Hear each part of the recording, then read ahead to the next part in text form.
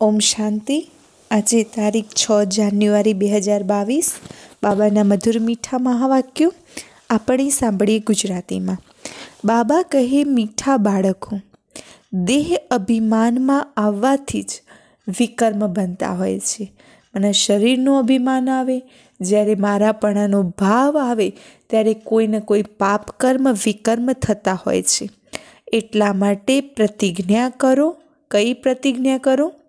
આત્મ અભિમાની બનવાની અને ઓર સંગ તોડ, માના બીજા બધા જ સંગ તોડી એક શિવ બાબા સાથે સંગ જોડો.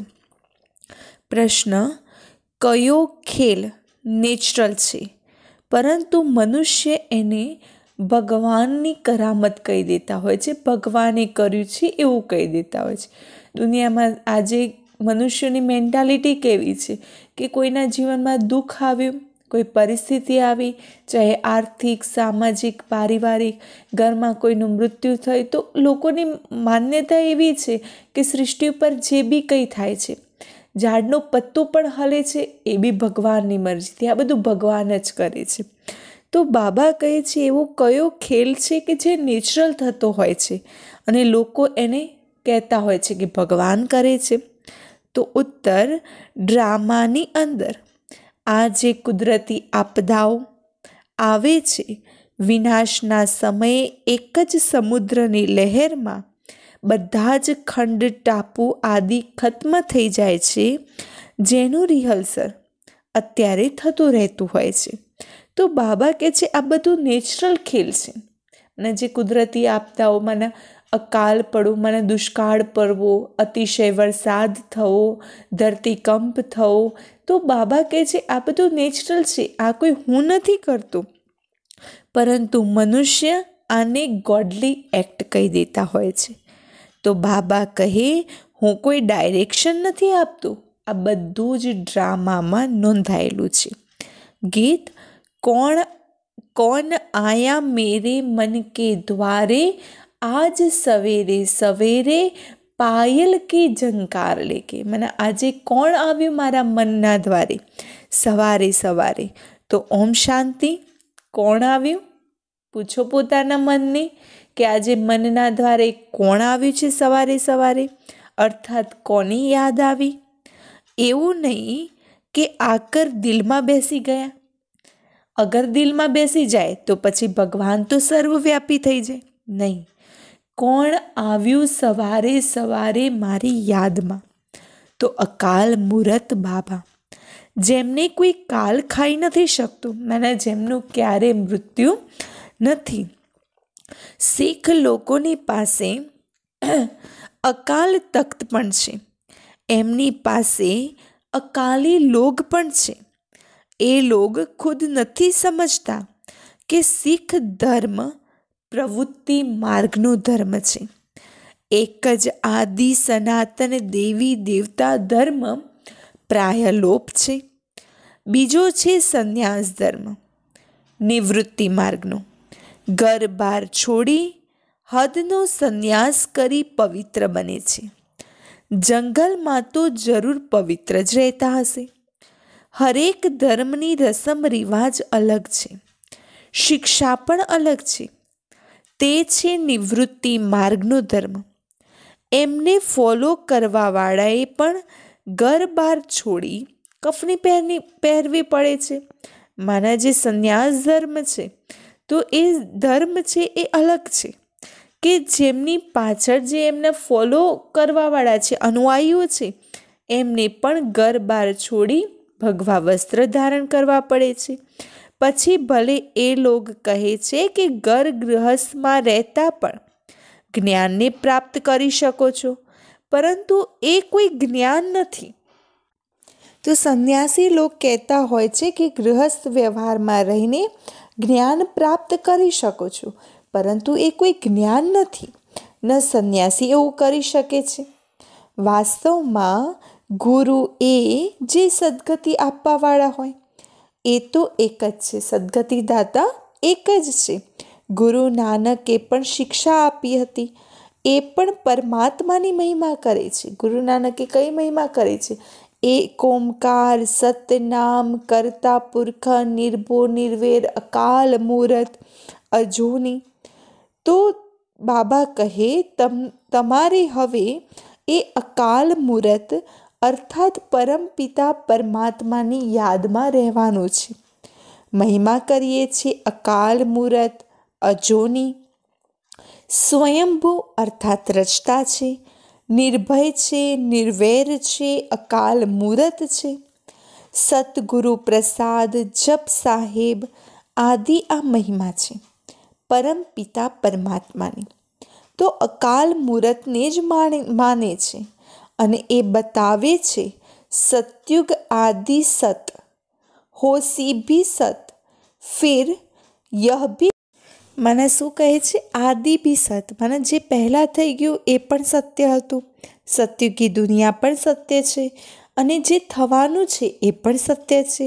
પછી એ પણ કહેતા હોય છે મુત પલિતી કપડધોય, માના જે પતિત આત્માઓ છે એમને પાવન બનાવવા પર પરમાત્મા આવે છે.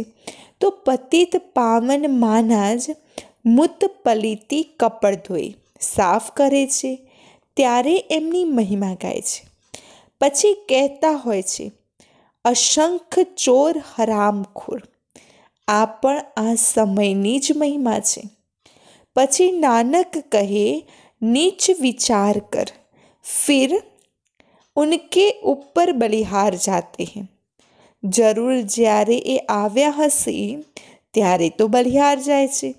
બાપ કહે છે હું અહલ્યાઓ, ગણિકાઓ, સાધુઓનો પણ ઉદ્ધાર કરવા આવું છું. તો જરૂર બધા પતિ ઠેર્યા. હવે આ છે બેહદની વાત, તો જરૂર બેહદના માલિક જ આવી સમજાવશે. બ્રહ્મા વિષ્ણુ શંકર પણ મારી રચના છે. બ્રહ્મા દ્વારા આદિ સનાતન દેવી દેવતા ધર્મની સ્થાપના, શંકર દ્વારા અનેક ધર્મોનો વિનાશ. બીજા જે આવે છે માત્ર પોતાના ધર્મની સ્થાપના કરે છે. એવું નહીં કે એ ગુરુલોક સદગતિદાતા છે. સદગતિ કોની કરશે? એમની વંશાવલીની જે પૂરી વૃદ્ધિ નથી થઈ તો સદગતિ કેવી રીતે કરશે? બાપ કહે છે હું આવી આદિ સનાતન ધર્મની સ્થાપના અને અધર્મોનો વિનાશ કરાવું છું. આ સમયે બધા તમો પ્રધાન પાપ આત્મા બની ગયા છે. મનુષ્ય જે આ બેહદ ડ્રામાના પાઠધારી છે એમને ખબર હોવી જોઈએ કે સૃષ્ટિ ચક્ર કેવી રીતે ફરે છે. બાપ આવી આપણને બાળકોને ત્રિકાલદર્શી બનાવે છે. એ પણ સમજીએ છે કે જરૂર બાપ આવી સ્વર્ગ સચખંડની સ્થાપના કરશે અને જૂઠખંડનો વિનાશ કરશે. તો સચખંડની સ્થાપના કરવાવાળા સાચા છે. આ બધી વાતો બાબા સમજાવે. બધા તો ધારણ નથી કરી શકતા કારણ કે દેહ અભિમાન ખૂબ જ છે. તો જેટલા આત્મ અભિમાની બનશો, પોતાને આત્મા અશરીરી સમજશો, બાબાને યાદ કરશો તો ધારણા થશે. તો શરીરનું અભિમાન ધારણા મૂરત બનવા દેતું નથી. યોગથી જ આત્માના પાપ દગ્ધ થતા હોય છે. દિવસમાં તો દેહ અભિમાન રહેતું હોય છે. તો આત્મ અભિમાની બનવાની પ્રેક્ટિસ ક્યારે કરવી જોઈએ? તો બાપ કહે છે ઊંઘને જીતવાવાળા બનો. બાપ કેટલી સારી સારી પોઈન્ટ સમજાવે છે. પરંતુ કોઈ એવા પણ બાળકો છે જે મુરલી સાંભળતા જ નથી. ભણવા જ્ઞાન તો મુખ્ય છે, જેમ તેમ કરીને પણ મુરલી તો વાંચવી જોઈએ. પરંતુ એવા પણ નહીં, એવી રીતે પણ નહીં કે વિકારમાં ગીરતા રહો અને મુરલી માંગતા રહો. જ્યાં સુધી ગેરંટી ન કરે પવિત્રતાની ત્યાં સુધી મુરલી પણ આપવી જોઈએ નહીં. તો જે મુરલી નથી વાંચતા તો એમની ગતિ શું હશે? તો સારા સારા બાળકો પણ મુરલી નથી વાંચતા. નશો ચડી જાય છે. નહીં તો એક દિવસ પણ મુરલી મિસ નહીં કરવી જોઈએ. ધારણા નથી થતી હોતી તો સમજવું જોઈએ કે દેહ અભિમાન છે, એ ઉચ્ચ પદ પ્રાપ્ત નહીં કરી શકે. બાબા સારી રીતે સમજાવે છે, બાળકોને પણ સમજાવવું પડે. બાબા તો બહાર જઈ ન શકે. બાબા બાળકોને આગળ જ સમજાવે છે. આ મોટી મમ્મા પણ ગુપ્ત છે. શક્તિયા બહાર જઈ શકે છે. કોન્ફરન્સ થતી હોય છે, એમાં આદિ સનાતન દેવી દેવતા ધર્મનું કોઈ પ્રતિનિધિ છે જ નહીં. આ પણ પોઈન્ટ સમજાવવાની છે. અને જે પણ ધર્મ પિતા આવે છે એ માત્ર ધર્મ સ્થાપન કરવા આવે છે, ન કે અધર્મનો વિનાશ કરવા. તો સતધર્મની સ્થાપના અનેક ધર્મોનો વિનાશ સંગમ પર જ થતો હોય છે. જ્યારે ઉતરતી કલા થઈ જાય છે ત્યારે બાપ આવે છે. ચડતી કલા તો એક જ વાર થતી હોય છે. આ પર એક શ્લોક પણ છે, છોટેપન મેં પઢા થા. મને નાનપણમાં વાંચ્યું હતું. ગુરુ નાનકે કહ્યું હતું, સબ નિંદક હે જૂઠે હે. મને બધા કેવા છે? નિંદા કરવાવાળા, જૂઠા. કોઈ પણ પવિત્ર નથી રહેતા. શીખ ધર્મની અંદર અકાલી હોય છે, જેમની ઉપર કાળું ચક્ર પણ બતાવવામાં આવે છે. એ છે સ્વદર્શન ચક્ર. આ પણ પવિત્રતાની નિશાની છે. કંગન પણ બાંધતા હોય છે. તો ચક્ર અને કંગન બંને પવિત્રતાની નિશાની છે. પરંતુ એ લોગ આનો અર્થ નથી સમજતા કે નથી પવિત્ર રહેતા. જનેઉ પણ પવિત્રતાની નિશાની છે. આજકાલ તો બધું જ ઉડાડી દીધું છે. બ્રાહ્મણ કુળ છે ઉત્તમ, એમાંય પાછી મોટી ચોટી રાખતા હોય છે. જે બ્રાહ્મણોએ શું કરે? મોટી મોટી ચોટી રાખે, પરંતુ પાવન તો કોઈ બનતા નથી. પતિત પાવન એક જ પરમાત્મા આવી બધાને પાવન બનાવે છે. એવું નહીં કે બુદ્ધ, ક્રાઇસ્ટ આદિ કોઈ પતિત પાવન હતા. નહીં, ગુરુ તો દુનિયામાં અનેક છે, શીખવાડવાવાળા, ભણાવવાવાળા. બાકી સર્વના સદગતિદાતા પતિત પાવન એક જ છે. બધાને પાવન બનાવી સાથે લઈ જવા માટે હું એક જ આવું છું. કોણ આવે છે? પરમ પિતા પરમાત્મા. જ્ઞાન સાગરની સાથે મદદગાર તમે જ્ઞાન ગંગાઓ પણ છો. ગંગા નદી પર પણ દેવીનું ચિત્ર રાખી દીધું છે. હવે વાસ્તવમાં જ્ઞાન ગંગાઓ તમે છો, પરંતુ તમારી હવે પૂજા નથી થતી, કારણ કે તમે હવે લાયક બની રહ્યા છો. અને અત્યારે પુરુષાર્થી છીએ તો પુરુષાર્થીની પૂજા નથી થતી હોતી. જ્યારે સંપૂર્ણ બનીએ છીએ તો એ સંપૂર્ણ સ્વરૂપની પૂજા થતી હોય છે. તો પૂજારીમાંથી પૂજ્ય બની રહ્યા છો.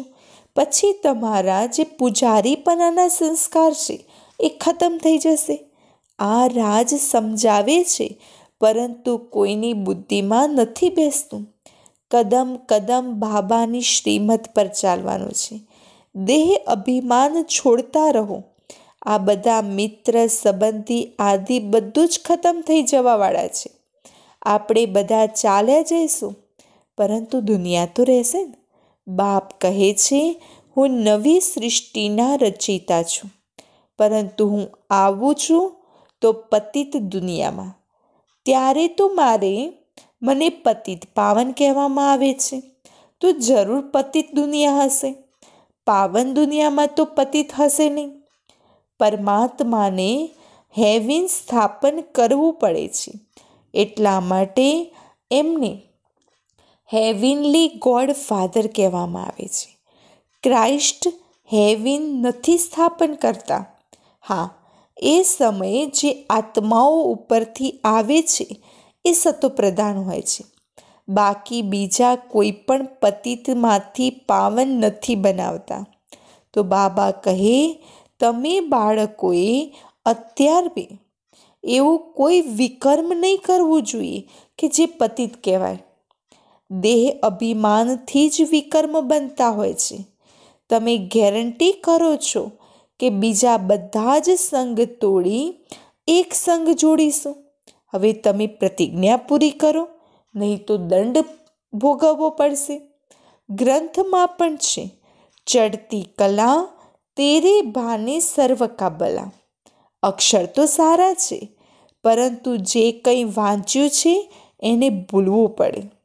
બાબાએ તો બાળકોને નામ પણ પૂરા યાદ નથી. બાબાને તો એમના બાળકોના પૂરા નામ પણ યાદ નથી, કારણ કે શિવ બાબાને યાદ કરવાના છે. એટલા માટે બાબા કહે છે, ખુશ રહો, આબાદ રહો, ન બિસરો ન યાદ કરો. હા, ભૂલવાનું એ નથી કે નથી યાદ કરવાનું, પરંતુ જે સેવાધારી બાળકોને બાબા યાદ જરૂર કરવાના છે, કે ફલાના જે સેવાધારી બાળકો છે એમને બાબા જરૂર યાદ કરતા હોય છે કે સાવકાર તો ઘોર અંધકારમાં પડ્યા છે. કોઈને ખબર નથી પડતી કે મોત સામે ઊભું છે. ભગવાન વાચ, હું રાજયોગ શીખવાડું છું તો જરૂર જ્ઞાનથી ભગવાન આપણને વેલ્થમાંના સમૃદ્ધિવાન બનાવે છે. આ સમગ્ર રાજધાની બની રહી છે નંબરવાર. તો બાબા કહે, તમે જાણો છો. શું જાણો છો? કે નંબરવાર આપણે બધા ભણી રહ્યા છે. બાબા કહે છે, હું રાજધાની સ્થાપન કરી રહ્યો છું, અનેક ધર્મોનો વિનાશ કરાવું છું. પરમ સદગુરુ એક જ છે, એ ઊંચામાં ઊંચા એક ભગવાન જ કહેવાય છે. તો ઊંચામાં ઊંચા બ્રહ્મા વિષ્ણુ શંકરને પણ ભગવાન નહીં કહેવાય, તો રામકૃષ્ણને ભગવાન કઈ રીતે કહેશું? એ તો છે જ્ઞાનના સાગર પતિત પાવન. ભક્ત ભગવાનને યાદ કરે છે, બ્રહ્મા વિષ્ણુ શંકરને થોડી યાદ કરે છે. આ તો અત્યારે વ્યભિચારી બની ગયા છે. તો કેટલી સારી સારી વાતો ધારણા કરવાની છે. જે કરશે એ પ્રાપ્ત કરશે, અને જે ધારણાયુક્ત બનશે એને ઊંચી પ્રાપ્તિ થશે. તો જ્ઞાન ગંગાઓ તમે છો. તમે નદીઓનું, બાબા કહે છે, તુમ નદીઓ કાહી કિનારા હે. કારણ કે સાગર શિવ બાબા છે, આપણે બધી જ્ઞાન નદીઓ છીએ. સાગર તો ક્યાંય જઈ નહીં શકે, પરંતુ એ છે જળસાગર, અને આ છે ચૈતન્ય. એમાં તો એક તુફાનની લહર ઉઠે તો ખૂબ જ નુકસાન થઈ જતું હોય છે. વિનાશના સમયે જોરથી તુફાન આવશે, બધા ખંડ ટાપુ આદિ ખલાસ થઈ જશે. દેરી નહીં લાગી, મને કોઈ વાર નહીં લાગી. નેચરલ કેલેમિટીઝને ગોડલી એક્ટ કહી દેતા હોય છે. જે કુદરતી આપદાઓ આવે છે એના માટે શું કહેતા હોય છે? ભગવાનની કરામત છે, ભગવાન જ કરે છે. ત્યારે કહ્યું છે કે શંકર દ્વારા વિનાશ, તો ગોડલી એક્ટ થઈ ને. પરંતુ બાપ કહે છે, હું એવું કોઈ ડાયરેક્શન નથી આપતો. આ બધું જ ડ્રામામાં નોંધાયેલું છે. તોફાન, નેચરલ કેલેમિટીઝ આદિ બધા જ પોતાનું કામ કરશે. હર 5000 વર્ષે આ કુદરતી આપદાઓ આવવાની જ છે. આ બધું ખતમ થવાનું જ છે. બાકી એક ભારત રહી જશે. એના માટે તો તૈયારી થઈ રહી છે, રિહર્સલ થતી રહેતી હોય છે. આ નેચરલ ખેલ બનેલો છે. તો બાબા કહે, તમે શિવ શક્તિઓની ક્યાંય પણ જઈને સમજાવી શકો છો કે તમે બધા ઈચ્છો છો કે શાંતિ સ્થાપન થાય, પરંતુ તમે જાણો છો શાંતિ હોય છે ક્યાં, સુખ ક્યાં હોય છે, દુઃખ ક્યાં છે? આ બધું સમજવાની વાતો છે. અત્યારે દુઃખધામ છે, આ ભારત સુખધામ હતું. આદિ સનાતન દેવી દેવતાઓનું રાજ્ય હતું. કલયુગ છે દુઃખધામ, એનો વિનાશ જરૂર થશે. પહેલાં અંત થઈને પછી આદિ થવાની છે. મધ્યમાં છે અનેક ધર્મ, સતયુગમાં છે એક ધર્મ. આ ડ્રામાનું ચક્ર છે. એમાં 4 મુખ્ય ધર્મ છે. એક ધર્મનો પાયો ગુમ છે, જે દેવી દેવતા ધર્મ સ્થાપન કરવાવાળા કોણ છે એ બતાવો. તો પરમપિતા પરમાત્મા બ્રહ્મા દ્વારા સ્થાપના કરે છે. તો વાસ્તવમાં તમે પણ પ્રજાપિતા બ્રહ્માની સંતાન છો, શિવની પણ સંતાન છો. તો બ્રહ્માની સંતાન હોવાના કારણે આપસમાં ભાઈ બહેન છો. તો બાબા કહે, તમે જાણો છો કે તમે એમના બન્યા છો. પરમપિતા પરમાત્મા પહેલાં બ્રાહ્મણ રચે છે. બ્રાહ્મણ ધર્મ છે ચોટી, અને બધા ધર્મવાળા પછીથી આવે છે નંબરવાર. આખીરમાં તમારી પ્રત્યક્ષતા થવાની છે જરૂર. અચ્છા, મીઠા મીઠા સિકિલધા બાળકો પ્રતિ માત પિતા બાપ દાદાના યાદ પ્યાર અને ગુડ મોર્નિંગ. રૂહાની બાપની રૂહાની બાળકોને નમસ્તે.